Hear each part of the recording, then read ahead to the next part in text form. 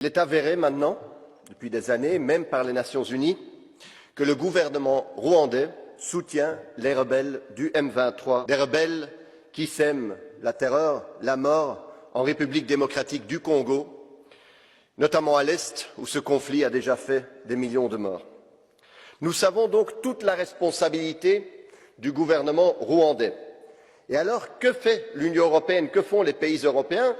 On s'attendrait à des sanctions. C'est la réponse que l'Union européenne a souvent quand on voit ce genre d'action de la part d'un pays contre un autre. Mais non, non, les gouvernements européens décident aujourd'hui de renforcer leur coopération militaire avec le Rwanda. La France, notamment, annonce un renforcement de sa coopération militaire. L'Union européenne va donner 20 millions au Rwanda pour sa participation au Mozambique.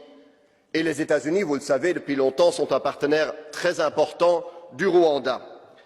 Tandis que vous savez qu'aujourd'hui, s'il y a un État qui vend des armes à la République démocratique du Congo, il doit notifier les Nations Unies, ce qui ralentit, voire empêche évidemment la livraison des armes à un pays trop souvent et si souvent agressé. Cette politique, où on dit en mots, en paroles que nous respectons la souveraineté congolaise, mais en réalité notre politique l'entrave et la sape, est inacceptable. Il faut cesser ça tout de suite, parce que nous avons besoin, et les Congolais ont besoin de paix aujourd'hui.